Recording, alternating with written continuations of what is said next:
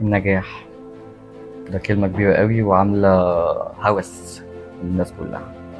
الناس كلها عايشة في سباق أو متخيلة إنها عايشة في سباق.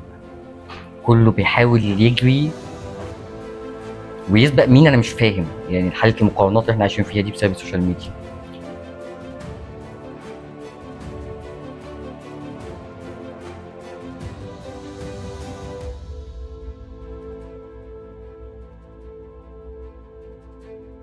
بس أنا كتعريفي للنجاح أو الحياة اللطيفة، هقتبس بصراحة يعني كلام دكتور خالد غطاس من أحد التعريفات اللي هو قالها، يعني كريفرنس من كتاب اسمه الكسل سر النجاح. فيما معناه إنه النجاح من وجهة نظره هو الشخص اللي ضحك في حياته بما فيه الكفاية وعرف يوصل لثقة النساء، ودي حاجة مش سهلة على فكرة. النساء لا تثق بسهولة، فإن أنت توصل إن أنت نساء يثقوا فيك، فده معناه إن أنت يعني في حتة مختلفة. وحظي باحترام الرجال الأذكياء وعرف الجمال ونجح في التعبير عنه، يعني مش يشوف لوحة حلوة، يعرف ينجوي مومنت لطيفة، يسمع أغنية جميلة، ومش بس ده، لا يعرف يعبر عنها، ياخد الجمال ويحوله بصوته ويتكلم عنه.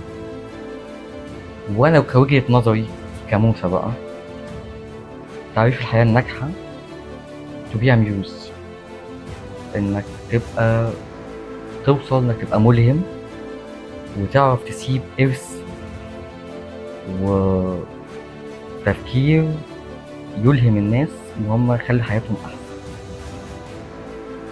دي وجهة نظري أحسن رسالة وأكتر حاجة ناجحة ممكن الإنسان يوصل لها في الحياة. من الآخر، ما تسيبش الدنيا غير أحسن ما أنت جيتها.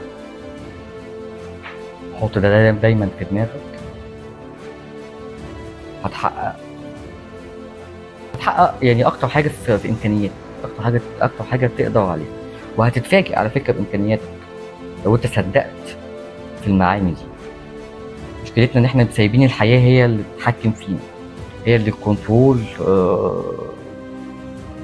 وقتنا. ما هو الناس نوعين: حد الحياة هي اللي بتمشيه بتتحكم فيه وفي يومه وفي طريقته، وحد هو اللي بيتحكم في حياته، هو اللي بيسخر وقته بالطريقة اللي هو شايفها وبيعرف يحقق إنجازات. أنت عايز تبقى مين فيهم؟ وكل حاجة طبعا ليها تمن غالي، يعني الإنجاز وإنك توصل لمعنى مهم في الحياة هياخد منك أكيد تمن جامد، لأن لا تستنار بصيرة الإنسان إلا بالحزن والتجربة. مش حاجة سهلة. ربنا يمن علينا كلنا إن إحنا نعرف رسالتنا. في ناس بتعيش وتموت وما تعرفش رسالتها إيه في الحياة. دي من أصعب الحاجات. بونوي.